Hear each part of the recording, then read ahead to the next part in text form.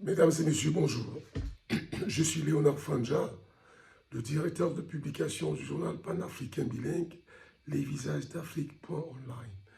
Les Visages d'Afrique en un mot, sans apostrophe, .online.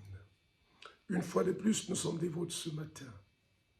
Mais cette fois-ci, ce sera pour vous présenter l'homme Moussa Dadis Camara, dont certains s'évertuent et perpétuer l'image, de faire de lui la dérision. Alors, chers compatriotes, chers patriotes panafricanistes, Moussa Dadis Camara, c'est l'ancien chef de l'État guinéen qui n'est malheureusement pas parti au terme de ce mandat qu'on lui avait imposé de 2 ans. Et ces 2 ans, comme vous pouvez bien le savoir, ce n'était pas suffisant pour assainir un pays qui était englué dans la corruption, le détournement et que sais-je encore. C'est très difficile. Mais la communauté dite internationale le lui avait imposé et jusque-là, et parce que le délai est en cours, Dadis devrait aller un peu plus vite. Et parce qu'il allait vite, en tant qu'homme très courageux, ça n'arrangeait pas les choses. Moussa Dadis Camara, donc, c'est l'incarnation de l'intégrité morale. C'est l'incarnation de la probité absolue. Et c'est ce qui lui avait valu d'être choisi par ses pairs pour conduire la junte au pouvoir en Guinée-Conakry. Car il avait suffisamment démontré lors de la gestion du pétrole de l'armée guinéenne. Alors, Moussa Dadis Camara, c'était l'homme qui avait été influencé par le capitaine Thomas Sankara. D'où ces procès que vous suiviez à la télé, qui s'inspiraient des tribunaux populaires de la révolution au Burkina Faso. Bien évidemment, ce genre de choses mettaient à nu toutes les combines, toutes les malversations, tous les contrats scélérats entretenus par les puissances occidentales dans les pays pauvres d'Afrique, à l'objectif inavouable et inavoué de maintenir ces populations dans la misère et la pauvreté absolue. Alors, Moussa Dadis Camara, c'est cet homme intègre et courageux qui a eu à engager un audit à son arrivée au pouvoir, au terme duquel il a pu, en moins de 3 mois, assainir le fichier solde, ce qui est pratiquement impossible à certains dits intellectuels en 40 ans de règne. Alors, chers amis, Moussa Dadis Camara, c'est ce courageux qui avait décidé de donner à son pays un pan de notre pan, d'acquérir son indépendance véritable, qu'avait déjà acquise le président Sékou Touré. Et c'est pour cela que certaines multinationales avaient vu bannir leur contrat.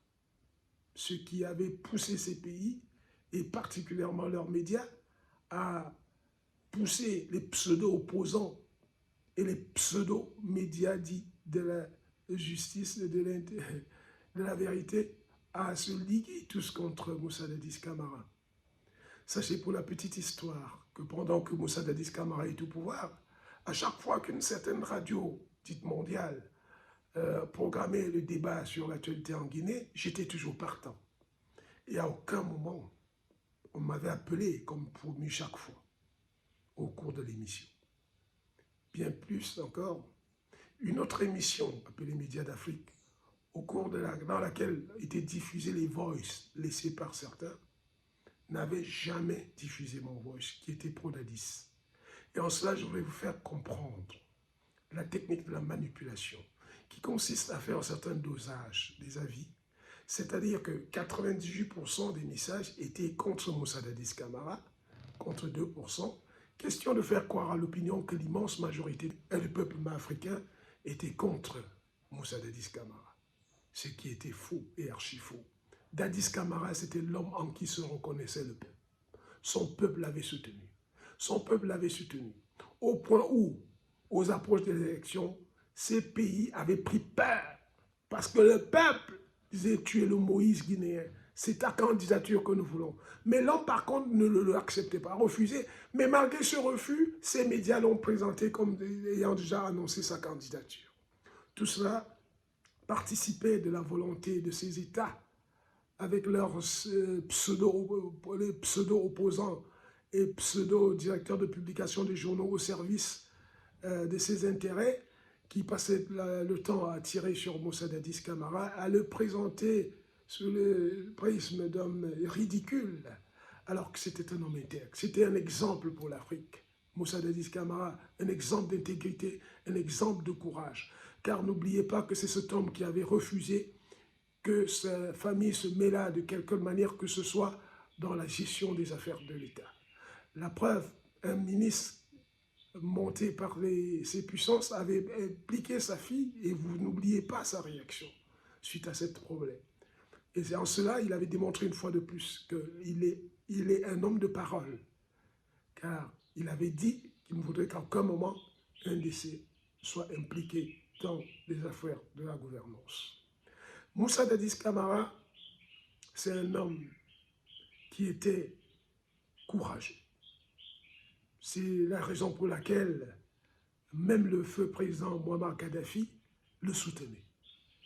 Il avait ouvert son pays et avait diversifié véritablement les relations entre son pays et les autres. Ce qui avait permis même à la Turquie de venir installer un hôpital en Guinée pour renforcer ce genre de relations.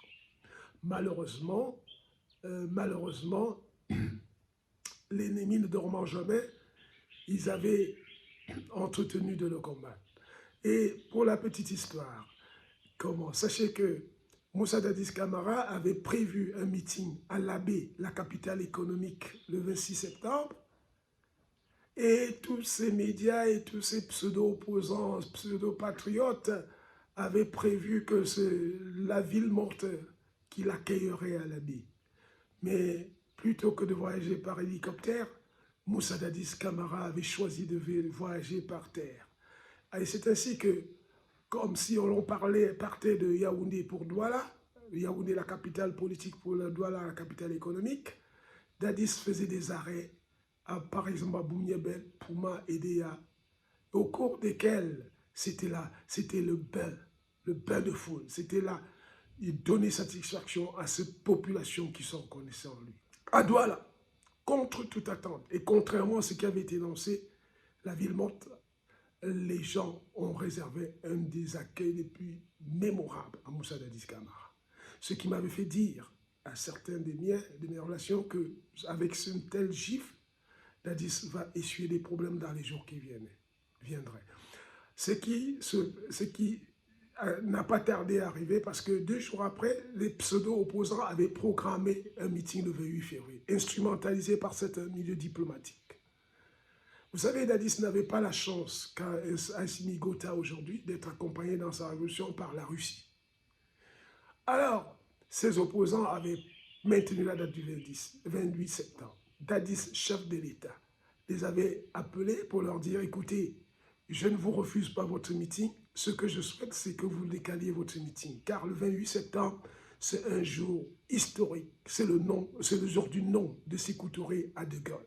C'est une fête qui n'est pas seulement celle de la Guinée, mais celle de toute l'Afrique francophone et panafricaniste. Donc, je vous propose de décaler. Face à l'entêtement de ces pseudo-opposants, Dadis avait fait appel à l'imam de Conakry et à l'archevêque anglican de Conakry pour persuader ces gens à décaler leur meeting. C'était sans effet. Et comme prévu, vous savez, en pareille circonstance, quand on maintient, ça veut dire qu'il y a un certain nombre de choses qui sont déjà prévues, notamment dans l'élimination physique même parfois, pour faire croire que c'est les autorités. Et figurez-vous que dans nos pays, chaque fois que vous projetez d'organiser une manifestation, sur l'autorisation, on vous dit qu'en cas de débordement, vous en serez responsable. Mais dans le cas de la Guinée, ça n'a pas été le cas. Un chef d'État, un chef du gouvernement a interdit une manifestation. Les gens se sont entêtés, mais plutôt que de réprimander ces gens, c'est plutôt le gouvernement. Au point de dire tribunal de la haie. Voilà. Et parce qu'il y a eu cet événement, il y a eu une commission internationale que Moussa Dadis avait naïvement accepté. Alors que le but inavouable et inavoué de cette commission internationale était de venir créer la dissension entre les membres de la junte au pouvoir. C'est ce qui explique l'attentat dont avait été victime Moussa Dadis Camara d'une balle dans la tête tirée par son aide de camp Moutoumba Diakité. Évacué au Maroc, l'homme béni de Dieu avait poursuivi son traitement jusqu'à son terme.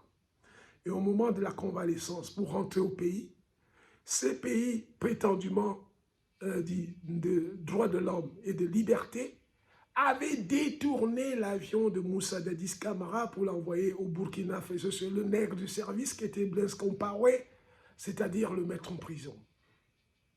Et Moussa Dadis Camara a vécu là-bas, incapable de revenir chez lui, où le peuple le réclamait, parce que reconnu par ce peuple. Et Moussa Dadis Camara y a vécu jusqu'à la mort de sa maman. Figurez-vous qu'à la mort de sa maman, les puissances occidentales refusaient qu'il vienne enterrer sa maman. Malheureusement, le président avait dit qu'il n'avait pas de problème à ce que Dadis Camara vienne enterrer sa maman. C'est la raison pour laquelle Moussa Dadis Camara était venu enterrer sa maman. Un événement qui était comme une sorte, qui était devenu finalement une sorte de meeting politique. Parce que les gens avaient soif de revoir leur leader. Ce leader en qui ils se reconnaissent. Dadis est revenu en Guinée, mais pas à Conakry. Figurez-vous, on a demandé que Dadis aille à Zérékoé. L'avion devait atterrir à Zérékoé. C'est-à-dire, vous partez par exemple de Guinée équatoriale pour Yaoundé, on vous demande d'aller atterrir à Yagua, dans ton village. Néanmoins, ce fut un accueil inoubliable que la population avait réservé à Moussa Dadis Camara à l'occasion des obsèques de sa maman. Alors, voyez-vous, voilà l'homme que certaines personnes dont je n'ose pas appeler par leur vrai nom parce que les réseaux sociaux, ces réseaux sociaux sont toujours méchants quand vous essayez de donner dans ces gens-là, essaient d'appeler Moussa Dadis Camara, tourner en dérision l'homme Moussa Dadis Camara. Moi, je voudrais vous avouer que si on m'appelle Moussa Dadis Camara, j'en serais fier. Dadis Camara, comme Sékou Touré, comme Thomas Sankara, Muammar Gaddafi et Meyo Mumba, c'est un repère pour la jeunesse africaine. Moussa Dadis Camara a réussi à faire un audit et à opérer un assainissement en moins de 3 mois dans son pays. Et quand certains veulent appeler Samuel Eto'o fils Moussa Dadis Camara, ça me fait rire. Je dis oui, le peuple camerounais se reconnaît en Samuel Eto'o comme le peuple se reconnaissait en Dadis Camara. Samuel Eto'o a osé un audit comme Moussa Dadis Camara. Et un audit qui fait mal. Parce que les gens ont peur, ils le font tourner, ils l'insultent, ils le provoquent, tout, pour l'amener à arrêter le processus de la révolution à la FECAFOOT. Là, l'audit a révélé beaucoup de choses. Entre autres, je vous fais fi des autres, la douane réclame plus de 2 milliards à la Fédération camerounaise de football. Parce que les responsables de la Fédération camerounaise de football allaient dédouaner leurs voitures et tout au nom de la FECAFOOT, son pays. Alors, le président Samuel Eto'o fils, que certains appellent Moussa Dadis Camara, dont moi j'en suis fier, a dit stop. Et il a dit les gens rendront gorge. C'est ce qui explique toutes les provocations par ces gens tapis dans l'ombre qui instrumentalisent leurs hommes liges à venir chaque fois provoquer, insulter et tenter d'influencer l'opinion pour faire croire que Samuel Eto'o n'est pas à sa place. Samuel Eto'o a déjà opéré beaucoup de miracles, même je dirais, beaucoup de changements pour être humble depuis qu'il est à la tête de la Fédération camerounaise de football. La preuve, il a demandé aux arbitres d'avoir la carte de crédit. Il ne faut plus qu'à venir courir à la FECAFOOT chaque fois pour demander les monuments des arbitrages. On vous enverra votre argent dans votre carte avant que vous allez diriger les matchs. Les salaires des footballeurs doivent être consistants. Souvenez-vous que les gens comme Ebossé sont allés mourir en Algérie parce qu'ils cherchaient un mieux-être. Samuel Eto'o, comme le Messie, est en train de vous l'apporter, apporter ce changement que Dadis avait apporté au point où tout le peuple était dans la joie, dans la tout le peuple se reconnaissant en l'homme. Et nous croyons que c'est ce que Samuel Eto'o est en train de faire dans le football. Et continuons-le. Certes, il y a eu des dérapages comme ce que il a cédé face à la provocation de journalistes, youtubeurs algériens, ce qui est un petit problème, mais on doit l'interpeller aussi sur la maîtrise de soi, qu'il sache qu'il représente une grande structure et il a le devoir et l'obligation de refléter cette image. Mais néanmoins, c'est un homme. Un homme n'est pas le même en différents moments de temps. C'est pour ça qu'à certains moments, vous avez... Moi-même qui parle, je suis un champion dans la maîtrise de soi, mais à un certain moment, j'ai dû me lâcher. Donc, on peut le comprendre dans ce cas. Et il faut dire que Moussa Dadis Camara était un homme intègre, un homme bien. C'est la raison pour laquelle les gens ont tout fait, on a tout fait pour le combattre. Et jusqu'à aujourd'hui, on ne permet pas qu'il rentre dans son pays. Pourquoi? Parce qu'on sait que Dadis Camara est un homme populaire. Quand bien même Dadis rentrerait dans son pays et poserait sa candidature, soyez-en convaincus, Dadis gagnerait les élections. Ça, c'est certain. Les puissances occidentales en sont conscientes. C'est pour ça qu'elles refusent le retour de Moussa Dadis Camara en Guinée-Conakry. Laisser Dadis Camara entrer en Guinée-Conakry, Dadis candidat gagnerait les élections haut la main. Donc, chaque compatriote et combattant panafricaniste, Moussa Dadis Camara, c'est un repère pour la jeunesse africaine. C'est l'incarnation de la probité morale, c'est l'incarnation de la probité absolue, c'est l'incarnation de la protection de l'intégrité territoriale d'un pays. C'est l'homme qui, comme Samuel Eto'o, a osé mettre un terme à des contrats. Vous voyez, figurez-vous, le contrat avec Coq Sportif, c'est l'image de ces contrats, de ces multinationales avec les pays francophones d'Afrique. Eto'o a dit non, niet, ça va, je m'engage avec One All Sport qui propose mieux. Et c'est ça. Donc chaque compatriote, Moussa Dadis Camara, c'est un homme, c'est un repère, c'est un exemple pour la jeunesse africaine, c'est un exemple. Donc moi, si vous m'appelez Moussa Dadis Camara, sachez que j'en serai fier parce que c'est un homme intègre qu'il a suffisamment démontré avant même d'accéder au pouvoir. Il a été reconnu comme un homme très intègre dans la gestion du pétrole de l'armée guinéenne. Il a été intègre dans la gestion du pays. Et la provocation est allée jusqu'à ce que, à un moment, le 28 septembre, la chaîne de télévision française était venue l'interviewer à la place des fêtes du 28 septembre et lui avait proposé de faire un reportage à son domicile, dans un cadre intime. L'homme humble et dévoué, qui ne se reprochant rien, l'avait accepté. Les gars sont venus faire un reportage, mais ont tronqué, ont démontré, ont passé, ont ridiculisé l'homme. On fait passer les gens à se dire comment un chef d'État peut se faire filmer en culotte. Mais je vous dis, j'ai envie de dire à ceux-là que Dadis Camara était filmé dans sa maison et dans sa chambre et non dans la rue. Pendant ce temps, Nicolas Sarkozy courait dans la même tenue dans les rues, ça ne posait pas problème. Mais parce que Moussa Dadis Camara était filmé dans cette tenue dans sa chambre, ça posait problème. Allez donc comprendre, c'est pour ça que vous voyez que quel que soit l'acte que Samuel Eto'o pose aujourd'hui, les gens trouvent à dire. Samuel Eto'o, le Cameroun est rentré, certes, au premier tour, mais avec des honneurs. Les gens trouvent qu'il faut que le Brésil, c'était l'équipe B. Je veux envie de leur dire, l'équipe B du Brésil, les 26 joueurs du Brésil ont été choisis parmi des centaines de millions de Brésiliens, alors que les 26 joueurs camerounais ont été choisis parmi une vingtaine, une trentaine de millions de Camerounais. Alors, d'une équipe B du Brésil, champion du monde, n'est pas une équipe au rabais. Alors, nous, on doit être fiers et saluer la victoire des Camerounais sur le Brésil, qui rentre une fois de plus dans l'histoire. Dans le cadre de la Coupe du Monde, nous avons gagné le Brésil.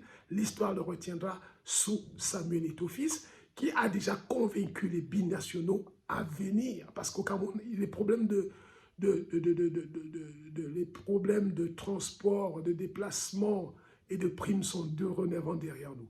Les arbitres, pareil. Les joueurs, ce sera pareil. D'ailleurs, Samuel Eto'o, N'oubliez pas qu'il a fait transférer un arbitre qui a été victime d'un accident en 2015 alors qu'il allait diriger le match USN de Loum contre Bamboutos de Bouddha dans la plaine de Bou. Abandonné à lui-même qui était de marcher sur la chambre chaise roulante, Samuel Eto'o l'a fait transférer ici à l'hôpital de la Caisse pour lui redonner une nouvelle chance. Ça, c'est ce que nous savons de l'homme. Samuel Eto'o, fils comme Moussa Dadis Camara, ce sont des hommes, ce sont des exemples. Ce sont des hommes qu'on doit soutenir. Et pour ceux qui veulent dire le contraire, demandez à vos mentors de laisser Moussa Dadis Camara rentrer en Guinée et de poser sa candidature à l'élection présidentielle. Et vous verrez la suite. Je vous remercie.